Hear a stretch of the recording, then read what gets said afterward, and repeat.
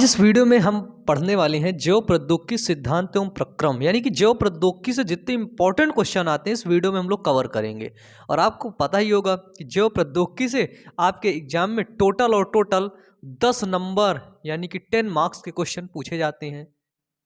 बताइए। और ये बायोटेक्नोलॉजी में मैं सच बता रहा हूँ बहुत ज़्यादा ना इंटरेस्टिंग है। बस एक अच्छा समझाने वाला इंटरेस्टेड टीचर आपको मिल जाए, है ना, एक इंटरेस्टेड आपको समझाने बताने वाला मिल जाए तो सच कह रहा हूँ बहुत आसान है, ये बहुत आसान है। कौन सा चैप्टर है? जैव प्रौद्योगिकी।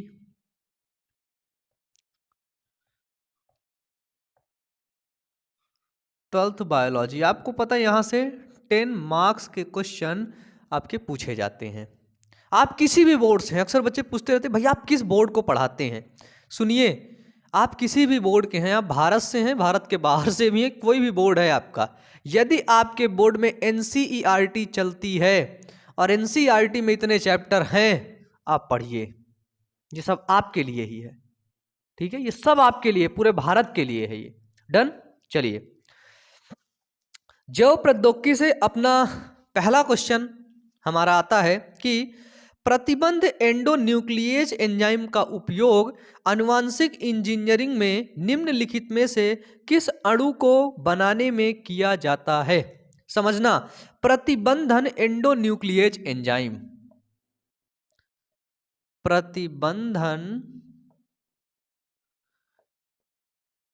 एंडोन्यूक्लिएज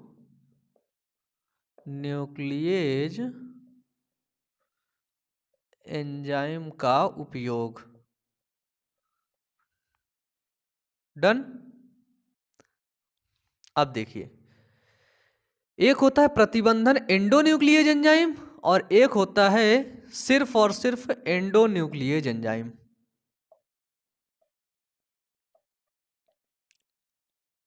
है ना।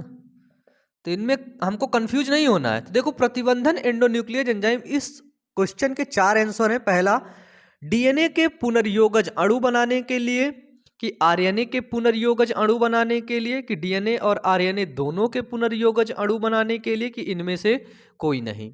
तो प्रतिबंधन एंडोन्यूक्लिएज एंजाइम आए तो हमेशा याद रखना कि डीएनए की बात चल रही है, ठीक है। डीएनए के पुनर्योगज अणु बनाने के लिए किया जाता है। किसका? प्रतिबंधन एंडोन्यूक्लिएज एंजाइम का उपयोग। याद रखना, जो प्रतिबंधन एंडोन्यूक्लिएज एंजाइम होता है, हमें पता है डीएनए में पैलिंड्रोमिक अनुक्रम होते हैं, है ना, एक विशेष प्रकार के अनुक्रम होते हैं। उन विशेष प्रकार के अनुक्रमों को काटने के लिए रिस्ट्रिक्शन एंडोन्यूक्लिएज एंजाइम यानी कि प्रतिबंधन एंडोन्यूक्लिएज एंजाइम का उपयोग किया जाता है। डन। प्रतिबंधन एंडोन्यूक्लिएज एंजाइम डीएनए में विशेष न्यूक्लियोटाइड अनुक्रम, जिसे हम बोलते हैं पैलिंड्रोमिक अनुक्रम, को पहचानते हैं और डीएनए अणु की विभिन्न लंबाई में टुकड़े टुकड़े कर देते हैं। ये था प्रतिबंधन एंडोन्यूक्लिएज एंजाइम। अब अगर हम देखें कि जो है एंडोन्यूक्लिएज एंजाइम का क्या कार्य होता है, ये भी क्वेश्चन है। क्वेश्चन कहाँ गया एंडोन्यूक्लिएज वाला?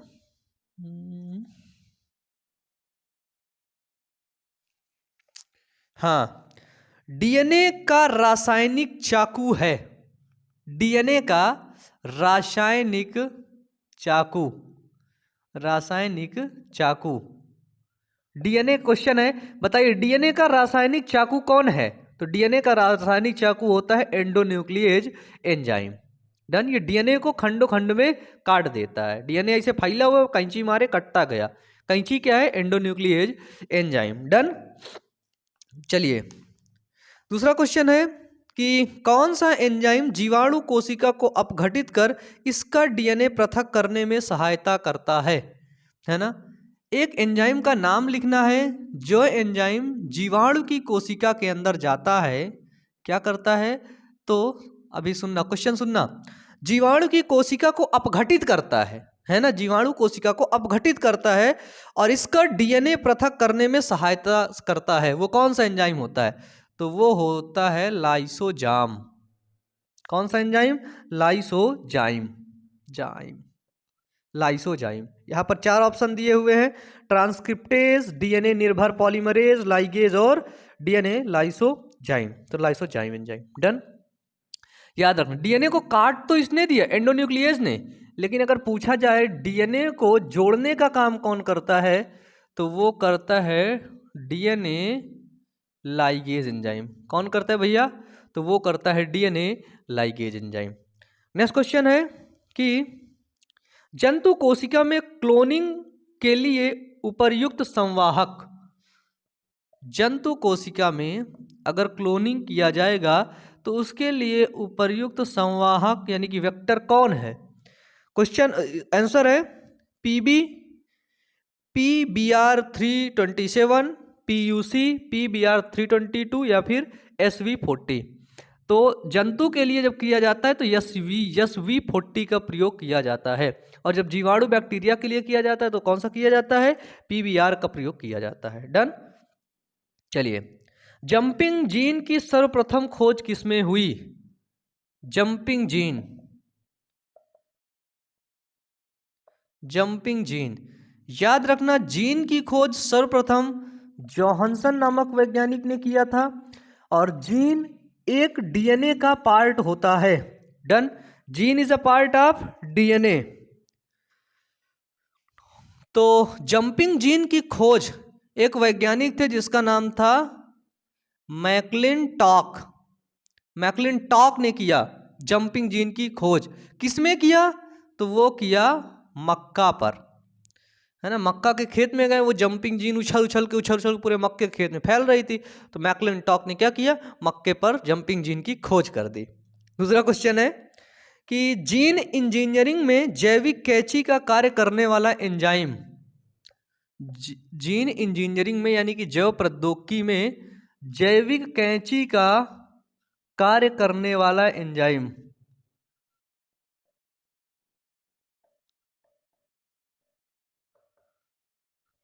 कार्य करने वाला एंजाइम कौन है? तो वो है एंडोन्यूक्लियेज, नॉट रिस्ट्रिक्शन एंडोन्यूक्लियेज। डन। चलिए, जेनेटिक इंजीनियरिंग में दो अति लाभप्रद बैक्टीरिया का नाम बताइए, है ना। जेनेटिक इंजीनियरिंग में एक जो है आपको ऐसे बैक्टीरिया का नाम बताना है जो बहुत ही ज़्यादा लाभकारी हैं, बहुत ही ज़्यादा लाभकारी हैं, है ना।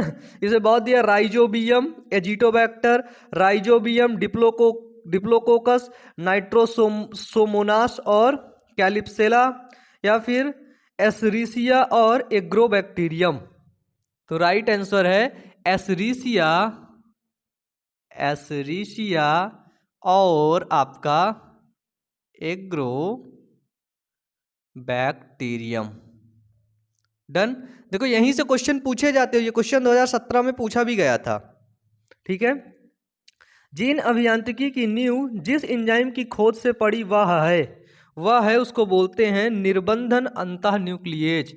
इसी एंजाइम, क्योंकि डीएनए हमारे पास था, डीएनए जब तक कटा नहीं तब तक उसका अध्ययन नहीं हो पा रहा था, कुछ समझ नहीं आ रहा था। तो जब जेनेटिक इंजीनियरिंग की खोज ही तभी हुई जब ये रिस्ट्रिक्शन एंडोन्यूक्लियेज एंजाइम हमें मिला। अगर ये ना मिलता तो हम कल्पना नहीं कर सकते थे। डन। फिर क्वेश्चन, आनुवांशिक इंजीनियरिंग में डीएनए के खंडों को कौन जोड़ता है? तो वो है डीएनए लाइगेज। डन। प्रतिरोधी स्थानांतरण कारक है, प्रतिरोधी स्थानांतरण कारक है तो वो है आर प्लाज्मिड। अभी मैं बताऊंगा प्लाज्मिड क्या होता है, पूरा डिटेल से पढ़ाऊंगा। प्लाज्मिड निम्नलिखित में से किसकी कोशिका में पाया जाता है? तो याद रखना, प्लाज्मिड पाया जाता है जीवाणु कोशिका में। किसमें? जीवाणु कोशिका में प्लाज्मिड पाया जाता है। फिर क्या है? एपिसोम किससे संबंधित है? एपिसोम, तो प्लाज्मिड से संबंधित ही है एपिसोम, प्लाज्मिड में ही होता है क्या?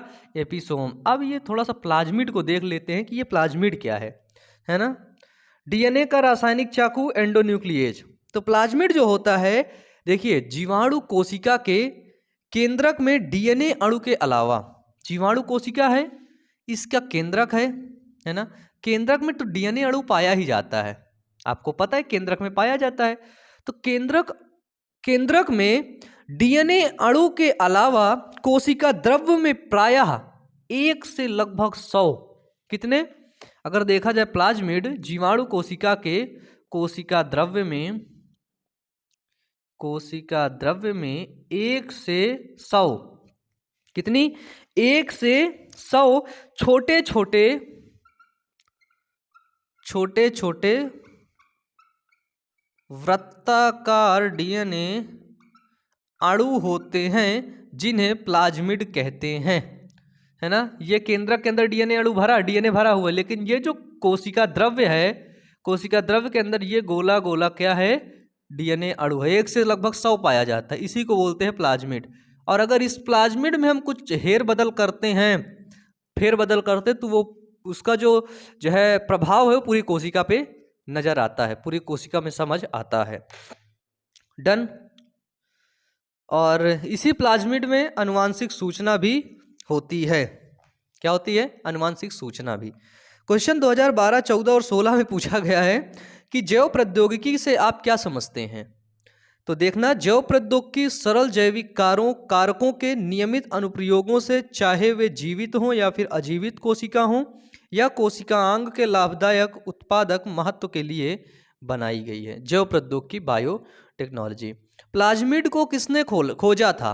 तो प्लाज्मिड को खोजने वाले 2 वैज्ञानिक थे जिनका नाम था विलियम हेज। कौन? विलियम हेज और लेडरबर्ग। विलियम हेज और लेडरबर्ग नामक वैज्ञानिक ने क्या किया था? प्लाज्मिड की खोज किया था। आरएनए लाइगेज का कार्य क्या होता है? तो यह डीएनए के विखंडों को 2 चिपचिपे सिरों की सहबंध की तरह जोड़ने का कार्य करता है। लाइगेज क्या करता है? जोड़ देता है। जैसे फेविक्विक आती है ना हमारी, जोड़ देती है चीजों को, तो भैया ऐसे ही कर देता है। पीसीआर क्या होता है? पीसीआर का फुल फॉर्म बताइए। देखिए, पीसीआर जिसको बोलते हैं पॉलीमरेज चेन रिएक्शन। और देखो, आपको बता दूं, क्लास 12th में हो और क्लास 12th के इंपॉर्टेंट क्वेश्चन अभी तक नहीं देखे हो ना, तो प्लेलिस्ट पर जाकर के वीडियोस देख लेना। नहीं तो वीडियो के लास्ट में आई बटन पर लिंक आपको मिलेगी वीडियोस की, जाकर के देख लेना। क्लास 12th बायोलॉजी के बहुत इंपॉर्टेंट क्वेश्चन हैं भैया, है ना। वो सभी वीडियो आपको प्लेलिस्ट पर मिलेंगे। प्लेलिस्ट जाके झाँक के देखोगे तो सब वीडियो उसमें पड़े हुए हैं। जाओ देखो, अच्छे से अपनी तैयारी को करो। फिर रिस्पॉन्सिबिलिटी किसी और को मत थोपना कि मैंने पढ़ा नहीं, मेरे को चीज़ें मिली नहीं, है ना। नेट करवा लो थोड़ा सा ज़्यादा सा, अगर आसपास अफोर्ड हो सके तो वाईफाई लगवा लो, नहीं तो एक जो है नेट पैक एक अलग से करवा के रखा करो, है ना। चलिए, एक यहाँ से क्वेश्चन आता है, क्या बोलते हैं, डीएनए फिंगर प्रिंटिंग का क्वेश्चन, है ना। जेल इलेक्ट्रोफोरेसिस वगैरह होता है इसमें, तो मैंने यार इसको तो पढ़ाया है। एक रोज जल पाया जाता है इसमें, है ना, जेल इलेक्ट्रोफोरेसिस। यहाँ का और कौन सा क्वेश्चन है? मिल गया। क्वेश्चन है क्लोनिंग संवाहक।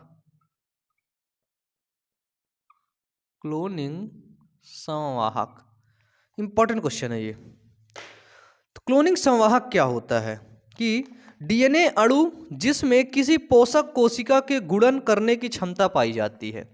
ऐसा डीएनए अणु जिसमें किसी पोषक, क्या बोल रहा है कि पोषक कोशिका में जो होस्ट सेल होती है उसमें रेप्लिकेशन यानी कि गुणन करने की क्षमता पाई जाती है, एवं जिसमें क्लोन किए जाने पर उसमें दूसरा डीएनए काट के लगाने पर जिसमें क्लोन किए जाने वाले विजातीय डीएनए खंड को जोड़ सकें, जिसमें दूसरा डीएनए भी हम जाकर के जोड़ सके, उसे वाहक यानी कि वेक्टर कहते हैं।